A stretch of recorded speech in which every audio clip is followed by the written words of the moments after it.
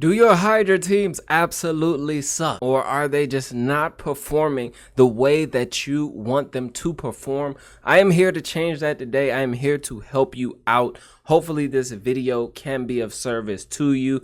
A lot of in-game players may not benefit from this, but I feel like I'm going to drop some gems. I'm going to tell you exactly what I consider when doing a Hydra takeover, when looking at Hydra for people, when looking at my own Hydra, and when admiring the Hydra damage that I see other people doing. So hopefully this helps you out. Now, before we get into everything, we need to cover a few things, right? We need to first talk about why your teams are just not great. And the first thing that I think is important to think about is champion selection.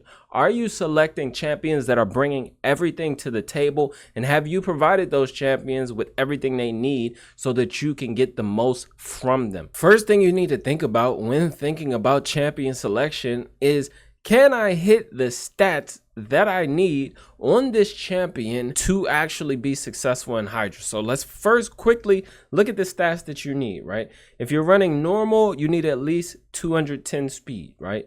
You're going to need at least 170, 100, 200 accuracy. If you're trying to build any sort of resist, if you want to build a mischief tank, you're going to need just over, 400 resist or something like that if you want to guarantee your buffs don't get stolen based on how much accuracy is here. On hard, as we scale it up, at least 220 speed on your champs, because that's what the fastest head is moving. If we go all the way to Nightmare, the fastest head is running at 250 speed. So ideally, all of your champs would be over 250 speed, right? Some of the other heads are moving a bit slower, and obviously as you go down, it scales down, right? But this is what you need. This is the bare bones of what you need, and you could easily Google these stats if you are unaware of the stats that you should be hitting. If you're wondering why your debuffs aren't landing, it's because, the Head of Suffering has 335 resist. So if you have less accuracy than that, you're just not going to be landing debuffs. So I encourage you to look at the stats, take a deep look at it, and see, are your champions actually ready to go into Hydra? The next thing with champion selection, you need to be, just cognizant. Are my champs skilled up? Are my champs, mastered? Do I have masteries on my champ? As you can see here, I don't have masteries on all of my champs. I just have not done it. Lady Mikage needs some masteries, but you got to make sure your champs are scrolled up. Put some books into them. Get some masteries on them. And if you have a blessing, be sure to select that blessing and select the right blessing. You want to prepare your champion as best as possible so that they can perform as best as possible for you in the Hydra boss. But champion selection, just having these stats alone can do so much for you, even if you aren't providing everything else that you need to have a successful run. Now, the next thing to think about with champion selection is affinities, right? If you're bringing in DPS champions that are bad affinity for majority of the heads, and you get a pretty decent balance with the heads, right? There's going to be equal amount of force, magic, and spirit in there. But the RNG with how these heads respawn is so crazy that at certain points, you might just be negative affinity for a good bit of the fight. So make sure that your DPS champions that you are selecting can actually come in and be a DPS for you, right? Some are going to do better than others, and that's going to depend on the affinity of the heads as well. Like if you know that the provoke head, which was force affinity for this current rotation, you don't want to bring a provoker that is negative affinity, because you'll be weak hitting, you won't be able to land provoke. It's going to be annoying for you, right? So these are just small things, minor things that make a huge difference that you just want to think about. So you definitely want to be looking at the champ's affinity. You definitely want to make sure they are prepared as far as their stats, their blessings, their masteries. But some other things to think about are the skills. You might have copied a comp that someone else has and it's just not doing as much damage. You're probably not getting enough damage per turn, and you're probably also not taking enough turns. But this is something that can be easily fixed by selecting the right champion. So that pretty much covers the basis for why the comps are just not doing well. Poor champion selection, not good enough stats. Maybe you don't have masteries, maybe you don't have a blessing, which everybody's not gonna have blessings for all of their champions, especially not like high 6-star blessings. But enough about the bad. Let's start talking about how to improve these comps and the things that you absolutely need to be looking for when building a Hydra comp that will do decent damage. So the first thing I'm going to say is pick champions that are going to provide you with the essential things that you need. And when I say essential, I mean the essential debuffs, the essential effects, the things that are almost absolutely non-negotiable. If you want to get some serious damage out of a comp, you have to really think about these things. So let's first talk about the debuffs, and these are the essential debuffs, and in no order in particular, but I honestly feel like this is the most important debuff in Hydra. That is decreased speed. If you bring a decreased speed champion, you're automatically cutting down the speed of the Hydra heads. Is going to allow you to take more turns, cycle back through your skills faster, and get up more damage per turn. Decreased speed, absolutely essential. It will pretty much double your damage, especially when paired with increased speed and turn meter boost, which we're going to talk a bit about briefly in a moment after we cover the rest of the debuffs. But decreased speed is almost non-negotiable. There is not one comp other than Trunda comps that don't use decreased speed and they're getting big damage. If you're getting big damage, you 100% have decreased speed. If not, you're taking like instant turns, or you have like unlimited turn meter boost. But without taking more turns, you're just not going to get enough damage. Decreased speed is definitely #1 on the list for me. And you can easily search through your account, hit the champion filter, right? Filter right up here, go down to debuffs and search for all the decreased speed champs on your account. Find one that can work for you and put them in a comp. Trust me, it will change your life. Now, the next debuff you definitely want to have, which isn't gonna be, I'm not saying this is #2. I'm not saying it's the next thing that you have to have, but my God, when you do have it, it makes a difference. That's gonna be Hex, right? And obviously, I don't have a ton of Hex champs on my account. There's not even like a plethora of champs that place Hex, but that is why we have the Curse set. The Curse set is a game changer. If you want to improve your Hydra, you need to be farming Ice Golem as much as possible. But Hex, right? Hex is going to allow you to get splash damage. You get damage up on the other heads when attacking a single head, and you also need it to target the head of mischief, because if you don't have it, you can't target him. And that's why I like using multiple AoE DPS champions in my comps, just in case that Hex is not up. We get a champ that gets, consumed. I don't want him to get devoured.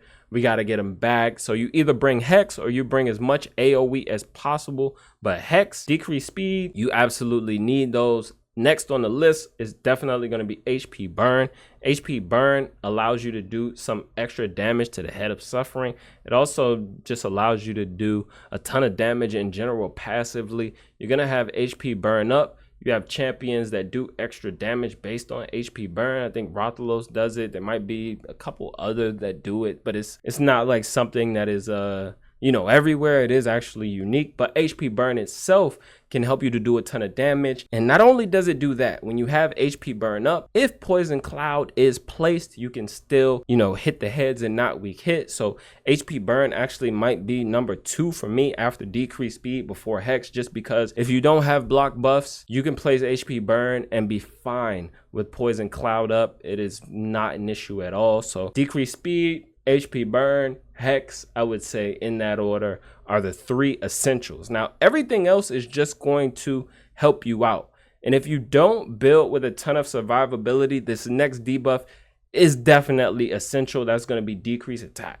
And there's a ton of champs in the game that plays decreased attack.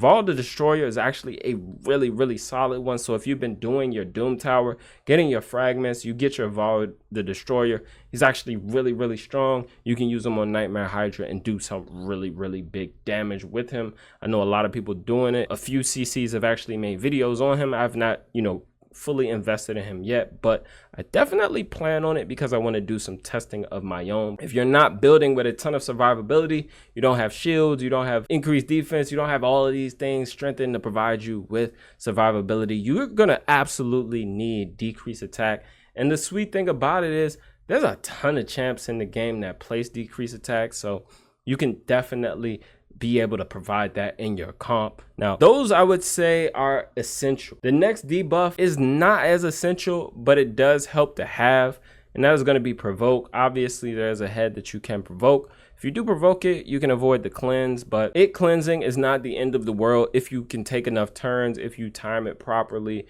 Maybe you throw out a debuff that you can waste, or you have someone in a set, a curse set, that can provide you with debuffs. The head cleanses, and then you just put all your debuffs up after. It's not the best strategy, but it does work. Otherwise, just bring provoke, right? These are a lot of debuffs to be bringing, right? A lot of different champs that you're gonna need, and these are, you know, it's a lot of mechanics to think about. But provoke, I wouldn't say it is 100% essential. I have been able to run, you know, Hydra on people's accounts without having provoke, and we get some pretty decent damage. But having provoke, it definitely helps you out. You know, it's just you know, to get that thorn out of your side so you can avoid the cleanses. You get to keep your debuffs up. You get to get more damage out of your comp. You definitely have to bring provoke, but it's not 100% essential, and I will stand on that. And then all of the rest of the debuffs, they're pretty much just going to help you do bigger damage, right? Decrease defense, right? You want weaken as well. Where is weaken? Right here. So if you can have a champ that places both decreased defense and weaken, that is even better. There's not a whole lot of them in the game, but there are a few that you can use. Obviously Venus, we got Dracomorph, Sissia, Suzerain, we got Bellinor. So some champs that do it on a single skill, and then obviously we have other champs here. I forgot about Lydia, but we got other champs here that will provide it for you on separate skills. Rosin can do it for you single target. You'll have to spread it out, but that pretty much covers the debuffs that you're going to be using primarily, right? So these are all the essential debuffs that you would want to bring in. Decreased accuracy is a bonus because it does help you with the Head of Mischief. It also helps you so you're not getting provoked by the Hydra heads. There are 2 heads that do place provoke. Some also place, the Head of Wrath also places what, decreased attack on you. So decreased accuracy could help you there. You also could avoid poisons from the poison head. All of that just adds to your survivability and your ability to do bigger damage. But those are the essential debuffs. But now that we've got the debuffs out the way, let's talk about the buffs that you kind of want to bring to help you out. And they'll give you a bit more survivability. To bring a shield, it will add so much to your comp, like survivability through the roof.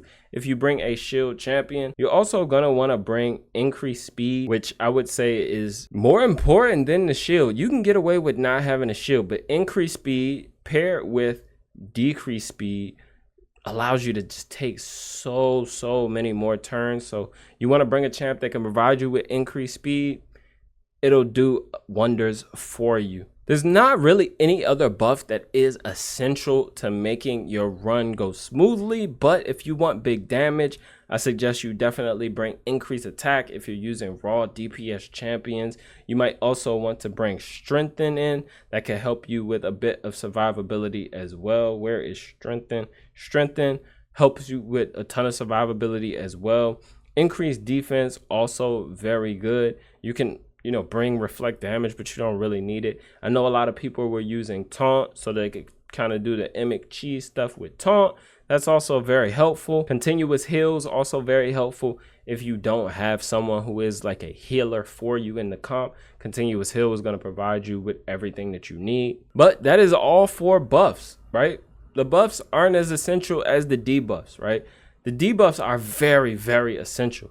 The effects, though, are, I would say, pretty essential. In addition to having increased speed, you also want to have champions that can either, you know, grant you an extra turn, or champions that grant extra turns, but more importantly, fill your turn meter. You want to be filling your turn meter, decreasing the speed of the boss, and increasing your own speed. This is going to maximize your damage per turn. You're going to be cycling through your skills very, very fast. I suggest you go find some champs that are going to fill your turn meter up. This is going to help you tremendously to increase your damage. Now, in addition to that, you definitely want to have someone who is going to cleanse you, right? So remove your debuffs if you do get debuffs on you. So if you do get provoked, if you do get decreased attack, if you do get poisons on you, right? You definitely want someone in there who can provide you with a cleanse, depending on, you know, just how much damage you're doing, how much resist you're building with. You definitely want someone to provide a cleanse for you. And if you are building with like a whole lot of damage, but the goal here is to build with a lot of damage, you definitely want to bring a reviver, just because, you know, some people need that added safety net. A lot of high damage comps now aren't using any revivers at all, just because they do so much damage, and they're pretty much, you know, 1 to 2 shotting the heads on Nightmare. If you're using like Tashiro, Garo, any of those champs that are just doing like billions of damage, those champions, like, you don't really need a reviver in those comps. You can run like, you know, ally attack instead. A lot of people are liking Padrag, bring in Feral for, you know, that added damage with the passive, Lady Mikage, champions like that, you know, Cardiels. So you won't need a revive if you do have enough damage and enough survivability, but added safety net, revive, bring it if you need it. If you don't, add something else that boosts your damage, which is probably like the last effect. You want to bring in a champ that can help you to boost your damage. And I actually don't have a ton of them, but just to show you what I mean, if we look at like Bad L's passive, all allies inflict 20% more damage against targets under poison debuff. Solid champion. In Trunda comps, he's being used, but the most popular one I would say now is definitely Feral, just because, you know, if an ally is under 2 or more buffs, increase their res by 50, increase their act by 50, and if you're under 4 or more buffs, increase their damage dealt by 20%. So you're getting added damage, added, you know, boost of res and act there. He also places buffs, and you have other champions in the comp that are also placing buffs. So any of the champs like that, Gerptuk, same thing. Allies under poison inflict 7.5% more damage for each poison, stacking up to 30. So this is how you get the big damage. This is how you see those people that are doing billions of damage. They have brought all of these things into their comms. They are prepared for battle. So you got to prepare yourself. You got to bring all of this to the table. And it might seem like a lot, but if you do the due diligence, you search through your account, use this filter, see what you can come up with. And I'm sure you might come up with something unique, or you might just get your comp that you know, copy from someone that much closer to hitting that damage that you saw that person hit with it. Now, very briefly, let's just talk about like the blessings that you can use in Hydra to up your damage. So we can look at the blessings here. Obviously, if you have 6-star, Crushing Rend is going to be probably the #1 blessing for DPS champs. If you have a 6-star, Crushing Rend, easy peasy way to go. Is obviously a no-brainer. If you don't have it, you can elect to take something like Haven Cast, which is going to increase damage inflicted according to the number of buffs on them. Pair it with someone like a Pharaoh, pair it with, you know, a bunch of buff champs, you're going to be getting a good bit of damage. 2% for each buff at 6-star is not great, but if you have 6-star, you're going with Crushing Rend anyway. But anything under 6-star Crushing Rend, if it's not a Trunda, you're pretty much going to, you know, not use it. It's almost unusable. You definitely want to also have Cruelty on some of your champs so that you can be decreasing the defense per hit. A 6-star is up to 40%, 30%, 20%. This helps actually quite a bit. Even at 3-star, decreasing the defense 20% more on top of having a decreased defense and weaken already is gonna provide you with a lot of damage, right? Because 60% decreased defense, you add, you know, Cruelty at 3-star on top of that, you're getting 80% of the defense decreased. It actually brings a lot more damage for you. So having Cruelty on a few of your champs, just try to get it up to that 20% at 3-star. Even 10%, man, it just helps so much. So definitely have some Cruelty in there. And the last one is going to be Brimstone. You really only need one Brimstone champ if you need it at all. A lot of people don't even use it. It's not as worth it as it used to be. It can add some extra damage for you. It can help you out a little bit, but honestly, taking almost any of the other better Hydra blessings is going to just be better for the comp. Brimstone is kind of a throwaway at this point.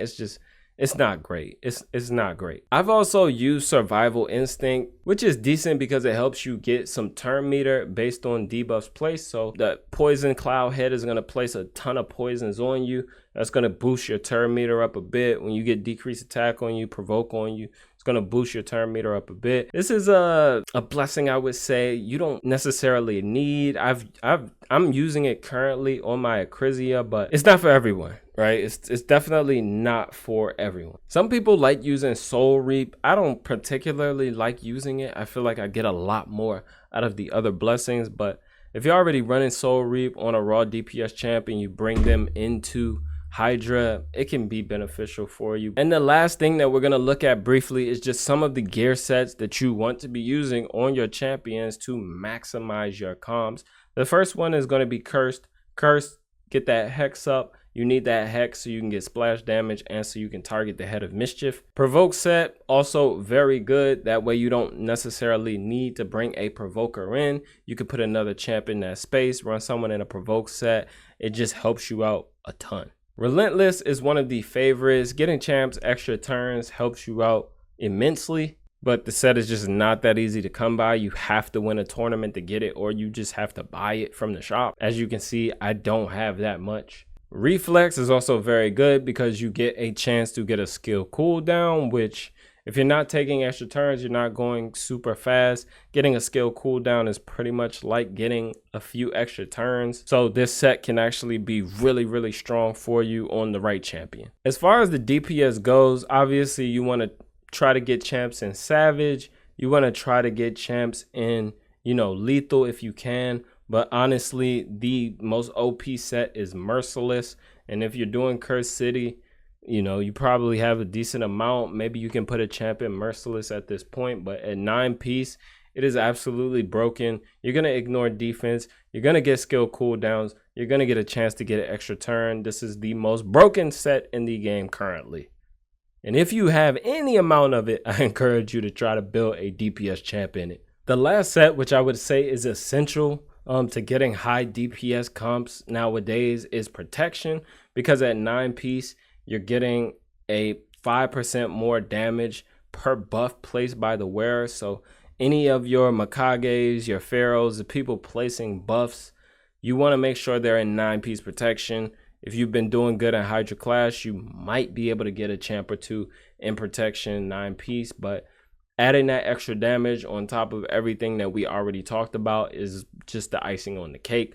And let's move on to the accessories. You definitely want to have certain champs. I've been putting, my DPS trying to get at least one Blood Shield accessory on them, That way they get a shield every time they do damage. It just adds for survivability for your DPS champion.